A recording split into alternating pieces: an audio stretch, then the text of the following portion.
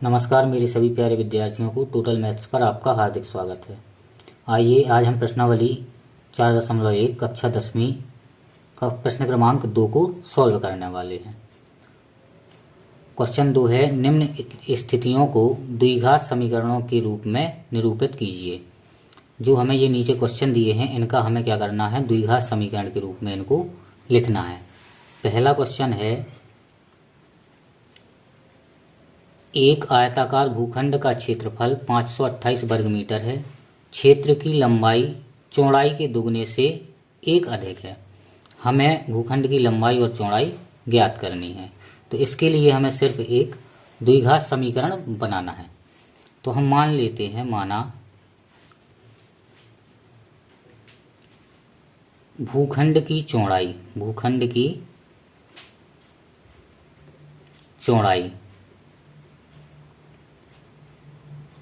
बराबर x metre. कितनी है? x metre.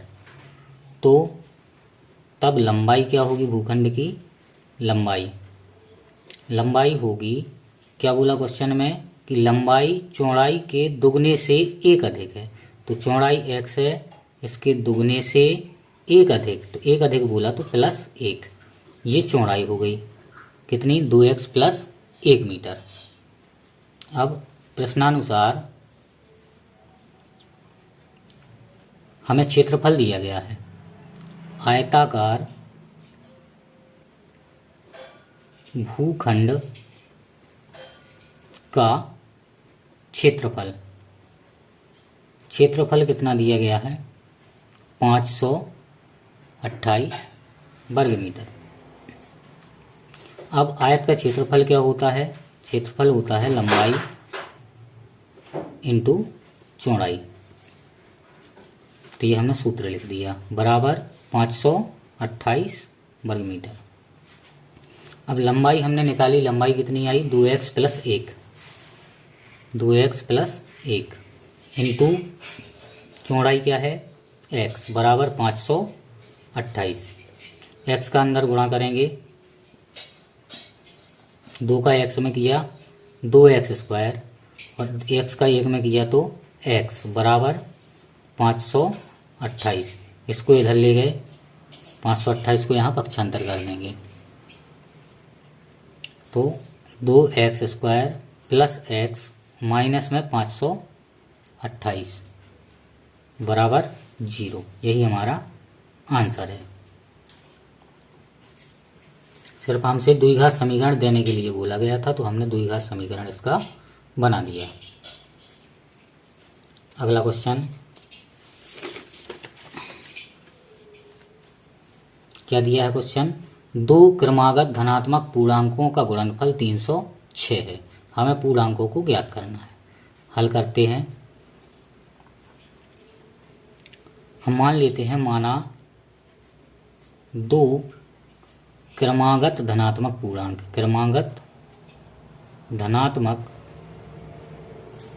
पूर्णांक। अब क्रमागत हैं तो क्या होगा? पहला अगर हम x मानते हैं तो दूसरा क्या होगा? x plus 1। ये दोनों धनात्मक पूर्णांक हो गए और ये क्या है? क्रमागत हैं। ठीक है। अब प्रश्नानुसार क्या बोला गया है कि दो क्रमागत धनात्मक पूर्णांकों का गुणनफल। तो प्रश्नानुसार इन दोनों का गुणनफल कितना है? 306। तो x इंटू एक्स प्लस 1 बराबर कितना है? 306। x का अंदर गुणा करते हैं तो x का x में होगा x स्क्वायर प्लस x का 1 में होगा तो x बराबर 306। तो x स्क्वायर प्लस x, 306 यहाँ माइनस में आ जाएगा तो 306 बराबर 0। ये हमारे दूसरे क्वेश्चन का आंसर। अगला क्वेश्चन,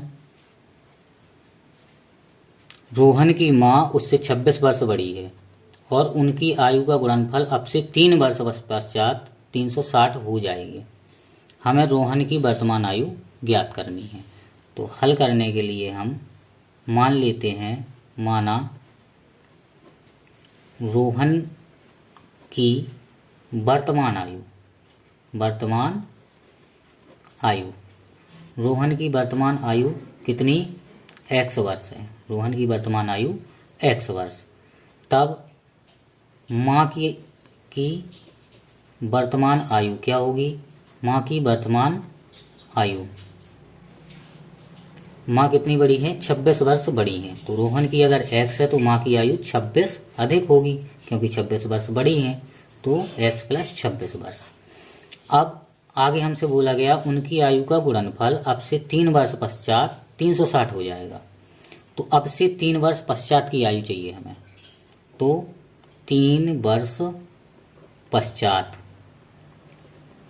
3 वर्ष पश्चात रोहन की आयु क्या होगी, रोहन की आयु, तो वर्तमान में रोहन की आयु है x, तो 3 वर्ष पश्चात x प्लस 3 साल जुड़ जाएंगे उसकी आयु में, तो x प्लस 3 वर्ष।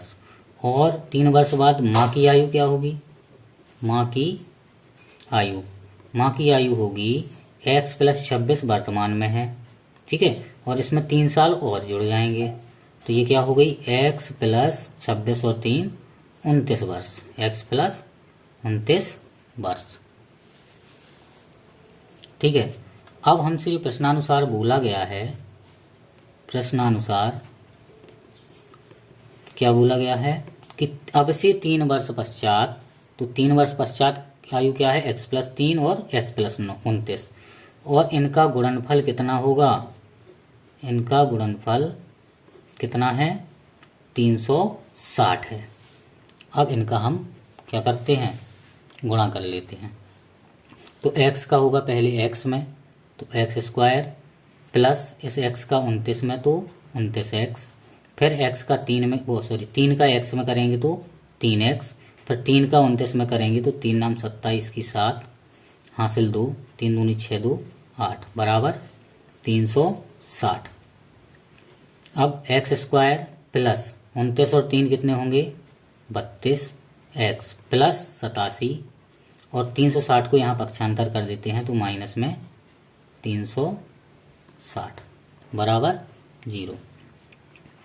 तो x स्क्वायर प्लस 32x ज्यों के त्यों, ये 360 में से 87 माइनस कर देंगे तो 10 में से 7 गए 3, यहाँ 15 में से 8 गए 7 और 2 ज्यों का त्यों, कितना आ गया, -273। ये हमारा आंसर है, ठीक है।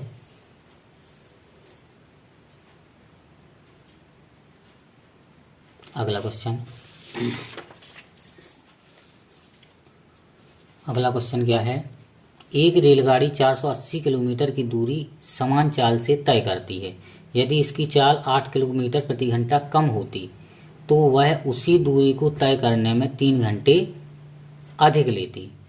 हमें रेलगाड़ी की चाल ज्ञात करनी है। तो हम मान लेते हैं कि प्रारंभ में रेलगाड़ी की चाल क्या थी, x थी। हल, माना प्रारंभ में रेलगाड़ी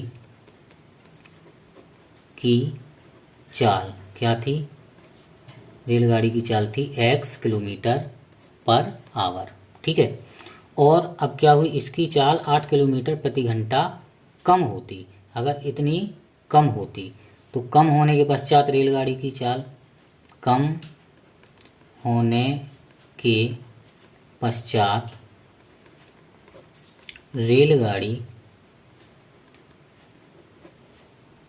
की चाल क्या हो गई, पहले x थी 8 किलोमीटर प्रति घंटा कम हो गई तो x minus 8 kilometre per hour, ठीक है। अब देखो समय दिया है हमें कि अगर 8 किलोमीटर प्रति घंटा कम कर दे वो चाल तो उसको समय कितना लगता है, 3 घंटे अधिक। तो हमें, अच्छा कुल दूरी कितनी है, कुल दूरी दी है हमें 480 किलोमीटर, ठीक है। अब प्रश्नानुसार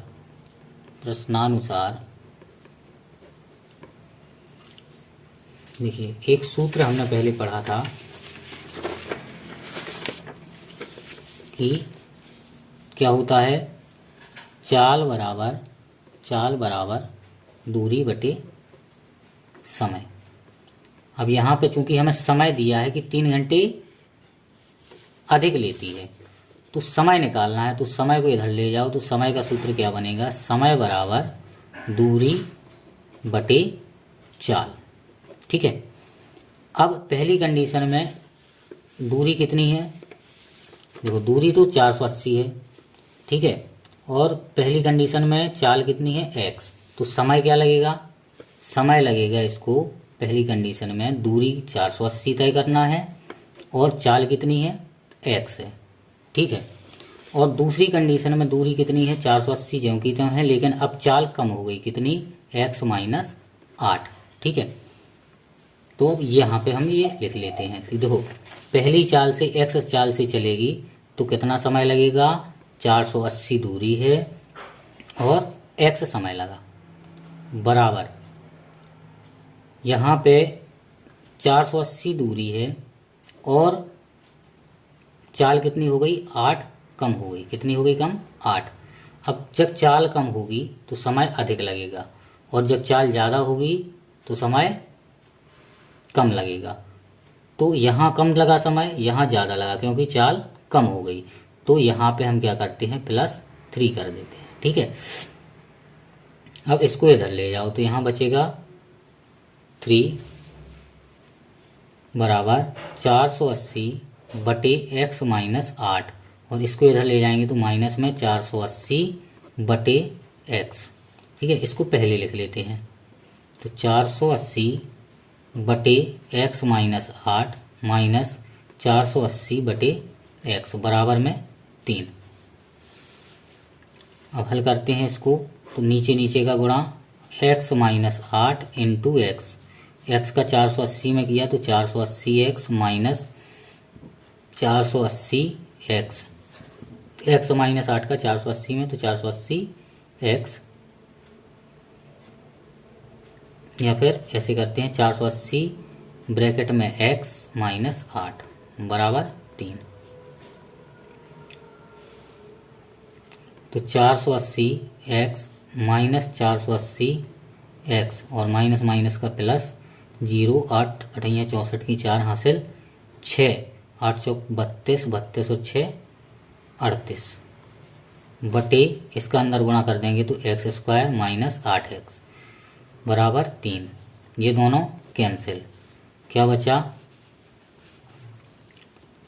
यहाँ बचेगा ऊपर 3840 बटे में x² माइनस 8x बराबर 3। इसको यहाँ पक्षांतर कर देते हैं तो 3840 बराबर 3 का गुणा होगा x² माइनस 8x में। ठीक है। 3840 बराबर 3x² माइनस 8 24x। अब इस 3840 को हम यहाँ पक्षांतर कर देते हैं तो यहाँ बचेगा 0 बराबर 3x² माइनस 24x और ये माइनस में आ जाएगा 3840। ठीक है।